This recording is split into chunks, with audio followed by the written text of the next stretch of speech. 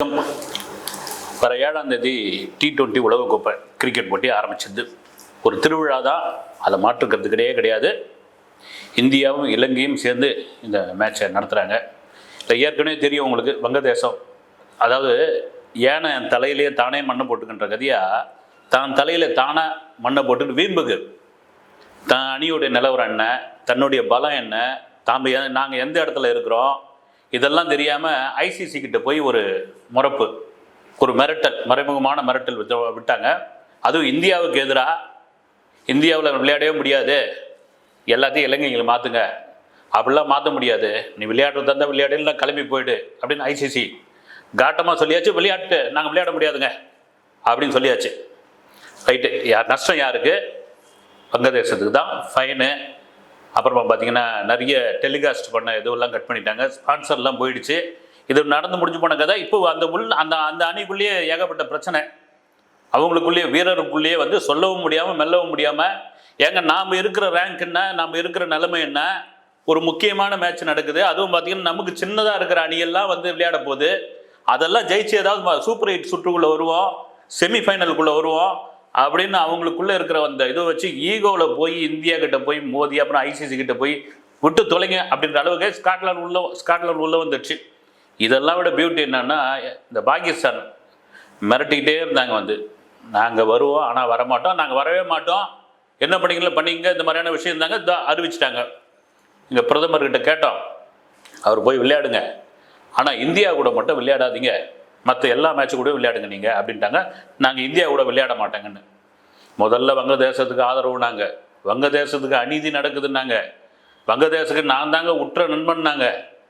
அப்புறம் பார்த்தீங்கன்னா நாங்கள் வந்து வருவோம் வரமாட்டோம்னாங்க.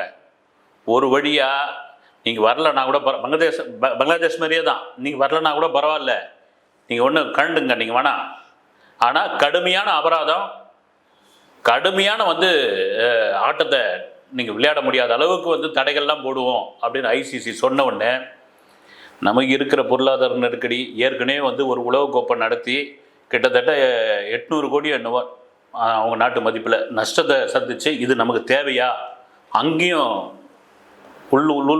உள்நாட்டு பிரச்சனை ஏற்பட்டு அங்கே இருக்கிற வீரர்கள்லாம் நீங்கள் ஏன் தேவையில்லாத போய் அவங்களுக்கு போய் சப்போர்ட் பண்ணுறீங்கன்னு சொல்லி ஒரு வழியாக ரைட்டு நாங்கள் இந்தியா கூட விளையாட மாட்டோங்க அப்படின்ட்டாங்க.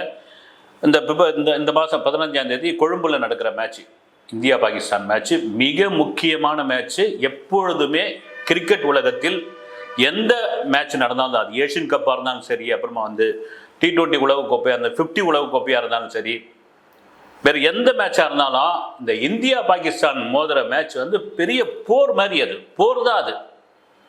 அதை பார்க்கறதுக்கு அவ்வளோ கூட்டம், அதுக்கு அவ்வளோ ஸ்பான்சர், அதுக்கு வந்து அந்த வியூஸ் போகும் இல்லைங்களா, கோடிக்கணக்கில் போகும்ல. அது இரு நாட்டிலையும் வந்து 2 நாட்டிலையும் வந்து யாருக்கு வெற்றி தோல்வின்னு ஒரு கொண்டாட்டம், வெற்றி அடைஞ்சால் குதூகலமான கொண்டாட்டம், பட்டாசு வெடிப்பு, மத்தாப்பு வெடிப்பு எல்லாம் நடக்கும். இப்போ எங்கே பிரச்சனைனா, இலங்கை கிரிக்கெட் போர்டுக்கு அவங்க நிலைமையும் சரியில்லை, வந்து அவங்க நாட்டு நிலைமையும் சரியில்லை. ஏற்கனவே பொருளாதாரத்தில் பின்னடைவில் இருக்கிறோம், சுற்றுலாவை நம்பி தான் இந்த நாடே இருக்குது. சரி, ஏதோ T20 உலகக்கோப்பை நடத்துகிறாங்க, எங்கள் ஊருக்கெல்லாம் அங்கே ஒதுக்கின மேட்ச் பூரா இந்த சின்ன சின்ன அணிகள் விளையாடுற மேட்ச் தான். இந்தியா பாகிஸ்தான் விளையாட போகுது அப்படின்னு ஒன்று, எங்களுக்கு கிடைச்ச ஸ்பான்சரு, எங்களுக்கு கிடைச்ச டெலிகாஸ்ட்டு, அதை தவிர பார்த்திங்கன்னா அவ்வளோ டிக்கெட் விற்பனை, இதையெல்லாம் விட மிக முக்கியமான ஒரு விஷயம் என்னென்னா, இப்போத்துலேருந்து இந்த வீடியோ பேசுகிறதுலேருந்து பல ஆயிரம் பேர் இந்த விசாவுக்கு அப்ளை பண்ணி விசா கிடச்சிருக்குல்ல, இந்த மேட்ச் பார்க்குறதுக்காக உலகத்தில் உள்ள இந்தியர்கள், தமிழர்கள் அத்தனை பேர் இந்த இந்தியா பாகிஸ்தான் மேட்ச் பார்க்கறதுக்காக விசா விண்ணப்பிச்சிருந்தாங்க. விசா வாங்கிட்டாங்க, அவன் பூரா கேன்சல் பண்ணிட்டான். அந்த மேட்ச் பார்க்க தான் வரும். அது வர என்னன்னொன்னே இலங்கைக்கு பெரிய பின்னடைவாகி போச்சு. என்னையா இவங்க திட்டி தீக்கிறாங்க வந்து பாகிஸ்தானை, என்னையா ஆட்டத்தை ஆட்டமாக பாருங்க, ஏன் இப்படி இது பண்ணுறீங்க அப்படின்னு. இதில் ஒரு பியூட்டி என்னன்னா, இப்போ சரி நீங்கள் விளையாட மாட்டேன்றீங்க, இந்த ஒரே குரூப்பில் இருக்கிறாங்க, அப்போ இந்த சூப்பர் 8க்குள்ளே இந்தியாவும் பாகிஸ்தானும் மோதனா என்ன நடக்கும் அப்படின்ற ஒரு கேள்வி. அது முழுக்க இந்தியாவுக்கு சாதகமாக மாறும். எப்படின்னா, நீ இப்போ இந்த மேட்ச்சில் நீங்கள் விளையாடலீங்க, அதுக்கான காரணம் சொல்ல பாகிஸ்தான். இதான் ஒரு பியூட்டியான விஷயம். அங்கே ஏன் இந்தியா கூட விளையாட மாட்டோன்றதுக்கான காரணத்தை சொல்லவே இல்லை. 2 புள்ளி வந்து இந்தியாவுக்கு வந்துடும். பார்த்தீங்கன்னா இந்த டீமில் ஏ குரூப்பில் இருக்கிறது எல்லாம் பார்த்தீங்கன்னா அமெரிக்கா, நெதர்லாந்து, சின்ன சின்ன டீமுங்க. இவங்களை ஈஸியாக 2 பேருமே வின் பண்ணுவாங்க. சூப்பர் 8க்குள்ளே அவங்க தான் வரப்போகிறாங்க, இந்தியாவை பாகிஸ்தான். அப்போ விளையாட மாட்டேன்னு சொல்லிட்டா இந்தியாவுக்கு ஈஸியாக உள்ளே வந்துடும், செமிஃபைனலுக்குள்ளே ரொம்ப ஈஸியாக உள்ளே வந்துடும். அதற்கு இவங்க வழிவகை செய்கிறாங்க. சரி, இந்த போர் எங்கேருந்து ஆரம்பிச்சது, எப்போ தொடங்குச்சு? இது 2012. இந்த 12க்கு முன்னாடி வரைக்கும் இந்த இரு நாட்டு தொடர், பாகிஸ்தான் உள்ள போய் நாம் விளையாடுறது, நாம் வந்து பாகிஸ்தானுக்கு வர்றது, இப்படி மாறி மாறி மாறி இருந்தது. வெளிநாடுகளில் இருந்தது. இதெல்லாம் இந்த 2012க்கு அப்புறம் ஒரு பெரிய இதுவாகிப்போச்சு. அதாவது வந்து இந்த மும்முனை போட்டி, 3 நாடுகள் கலந்துக்கிற போட்டி, ட்ரையாங்குலர் சீரீஸ், அப்புறமா வந்து 2 நாட்டுக்கான சீரீஸ் எல்லாத்தையும் கட் பண்ணியாச்சு.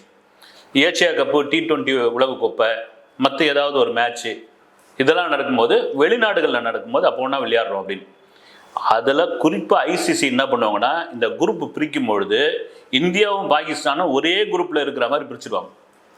காரணம் என்னன்னா, ஐசிசியினுடைய பெரும்பான்மையான வருமானம், மேட்ச் நடத்துறதுல பெரும்பான்மையான வருமானம் இந்த இந்தியா பாகிஸ்தான் நடக்கிற இந்த மேட்ச்சில் தான்பா கிடைக்குது.